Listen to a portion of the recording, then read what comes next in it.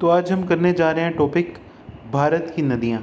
भारत की नदियाँ एक बहुत वास्ट टॉपिक है और हर एग्ज़ाम में ये टॉपिक पूछा जाता है, तो हम इसके ऊपर फोकस करेंगे। आज हम इस वीडियो का ये पार्ट 1 है, बाकी का जो पार्ट है वो नेक्स्ट वीडियो में देखने को मिलेगा, क्योंकि एक बहुत बड़ा टॉपिक है और इसको कवर करने में टाइम लगता है। तो भारत की नदियाँ स्टार्ट करते हैं।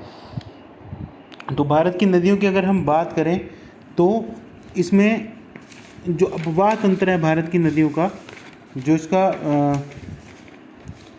उसमें हमारी 3 नदियां जो हैं वो मेन आ जाती हैं। हिमालय जो अपवाह तंत्र है, ड्रेनेज सिस्टम है, उसमें 3 नदियाँ आ जाती हैं। एक आ जाती है सिंधु नदी, दूसरी आ जाती है इसमें गंगा नदी और तीसरी आ जाती है ब्रह्मपुत्र नदी। इन 3 नदियों से मिलकर भारत की नदियों का जो अपवाह तंत्र है वो बना है, तो हम इसी के बारे में अब डिस्कस करेंगे। तो आज हम करेंगे सिंधु नदी के बारे में। इस वीडियो के अंदर हम सिंधु नदी के बारे में जानेंगे, जो भी इसके इंपॉर्टेंट पॉइंट है वो हम डिस्कस करेंगे। तो जो सिंधु नदी है वो 3 देशों से होकर निकलती है। जो सिंधु नदी है वो 3 देशों से होकर निकलती है। ये चीन से शुरू होती है, फिर भारत में और फिर फाइनली पाकिस्तान में ये एंटर कर जाती है। अगर हम सिंधु नदी की बात करें तो चीन के तिब्बत स्थित मानसरोवर झील के पास इसका उद्गम स्थल है। ठीक है, जहाँ पे ये उद्गम होती है चीन के तिब्बत में मानसरोवर झील के पास इसका उद्गम होता है। उत्तर पश्चिम से बहती हुई ये भारत के लद्दाख के दमचोक में भारत में प्रवेश करती है और गिलगित से होते हुए दर्दिस्तान के पास पाकिस्तान में प्रवेश कर जाती है।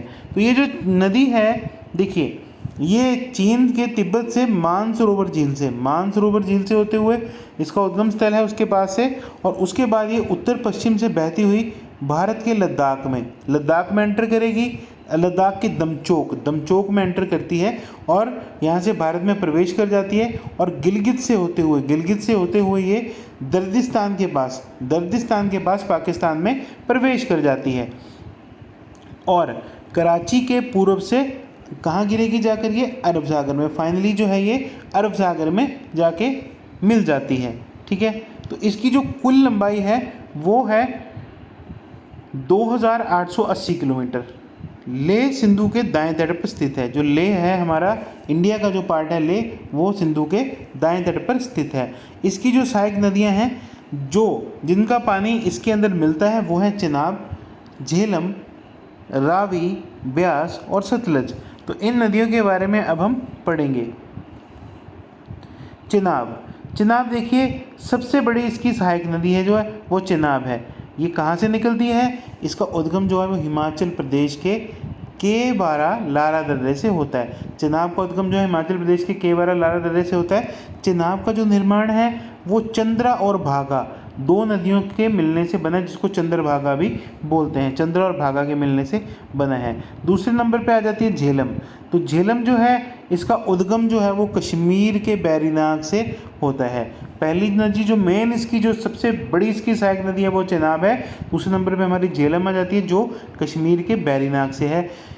ये जो है 170 किलोमीटर इंडो पाक सीमा का निर्माण करती है, यानी इंडिया और पाकिस्तान के बीच 170 किलोमीटर की सीमा का ये निर्माण करती है। जो झेलम नदी है इसका उद्गम जो है कश्मीर के बैरीनाग से होता है। इसका उद्गम कश्मीर के बैरीनाग से।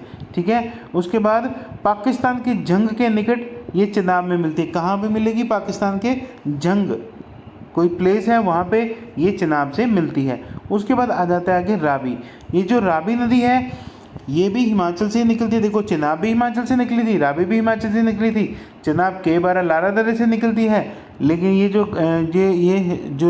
रावी है ये हिमाचल के रोहतांग से निकलती है। रोहतांग से निकल कर ये कश्मीर, पंजाब, सबसे पहले रोहतांग से निकल के कश्मीर में एंटर करेगी, फिर पंजाब में एंटर करेगी, और वहाँ से ये पाकिस्तान के जंग नामक स्थान पे चिनाब के साथ मिल जाती है।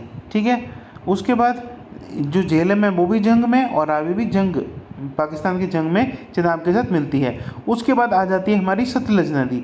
जो ये सतलज नदी है ये तिब्बत मानसरोवर के राक्षस ताल से सिंधु के समानांतर बहते हुए, ये जो है वो तिब्बत मानसरोवर, अब ये जो नदी है ये तिब्बत से निकलती है राक्षस ताल से। ठीक है, सिंधु के समानांतर जो सिंधु नदी भी ऑलरेडी तिब्बत से ही निकली थी, तो ये भी तिब्बत से निकलती है। सिंधु के समानांतर बहते हुए हिमाचल प्रदेश में एंटर करेगी। हिमाचल प्रदेश में आने के बाद ये पंजाब में एंटर करेगी और पंजाब से होते हुए ये पाकिस्तान के, अब ये जो है ये पाकिस्तान के बहावलपुर में, ये पाकिस्तान के बहावलपुर में जो है वो चेनाब नदी में मिल जाती है। उसके बाद आ जाती है हमारी ब्यास नदी। तो ब्यास नदी जो है ये भी रोहतांग से इसका उद्गम होता है, यानी कि ये भी हिमाचल प्रदेश से इसका उद्गम होता है। फिर ये कुल्लू घाटी से होते हुए पंजाब के हरीके नामक स्थान पे, हरीके नामक स्थान पे ये सतलज में मिल जाती है। ठीक है, अब देखिए पंजाब के हरीके क्षेत्र में होता क्या है। पंजाब के हरीके क्षेत्र में क्या होता है, सतलज नदी जो कि आई तिब्बत से और ब्यास नदी जो कि आती है रोहतांग से यानी कि हिमाचल से, वो दोनों नदियां आपस में मिल जाती हैं और यहीं पे जो है इंदिरा गांधी नहर निकलती है। इंदिरा गांधी नहर जो है वो पंजाब और राजस्थान से गुजरती है और गुजरात में एंटर कर जाती है। इंदिरा गांधी जो है वो इंदिरा गांधी नहर पंजाब और राजस्थान से गुजरती है और गुजरात में एंटर करती है। गुजरात में एंटर करेगी। सबसे अधिक इसकी लंबाई जो है, इसकी लंबाई जो है सबसे अधिक है 470 किलोमीटर, 470 किलोमीटर जो है इसकी लंबाई है। ठीक है, पाकिस्तान के बहावलपुर में, अब आगे जब ये नदियां जो हैं वो पाकिस्तान के बहावलपुर में जब सतलज चेनाब से मिलती है, जब सतलज चेनाब से मिल जाती है, सतलज चेनाब से कहाँ मिलेगी, पाकिस्तान के बहावलपुर में। जब सतलज चेनाब से मिलती है तो ये पंचनद का निर्माण करती है, यानी कि यहाँ पे पांचों नदियाँ जो हैं वो एक हो जाती हैं, पंचनद का निर्माण करती हैं। मतलब इस पॉइंट पर पांचों नदियाँ एक हो जाती हैं। सिंधु से मिलने से पहले ये पांचों 45 किलोमीटर तक, 45 किलोमीटर तक एक होकर बहती हैं। 45 किलोमीटर तक एक होकर ये बहेंगी। उसके बाद ये फाइनली कहाँ गिरेगी, जाकर अरब सागर के अंदर गिर जाती है, जो हमने स्टार्टिंग में डिस्कस किया था कि ये कहाँ पे अरब सागर में जाकर गिर जाती है। इसमें एक और इम्पोर्टेंट चीज़ है जो मैं आपको बता दूं, सिंधु जल संधि जो 1960 में हुई थी, सिंधु जल संधि 1960 में हुई थी। इसमें 3 पूर्वी नदियाँ जो थी, जो ब्यास नदी थी, रावी और सतलज। ब्यास और नदी दोनों हिमाचल से निकलती हैं और सतलज जो कि तिब्बत से निकलती हैं। ये इंडिया के पास है, इसका जो राइट है वो इंडिया के पास है। इंडिया को दे दी गई। और जो आगे की 3 नदियां हैं, सिंधु, चिनाब और झेलम, ये पाकिस्तान के पास इनका अधिकार है। ठीक है, तो ये एक इम्पोर्टेंट पॉइंट इसके अंदर और था। तो इस तरह से हमने आज सिंधु नदियाँ कर ली। आगे भी मैं अब नदियों का टॉपिक आगे भी हम डिस्कस करते जाएंगे। ठीक है, इस तरह की वीडियो आपको मिलती जाएंगी। Please subscribe my channel.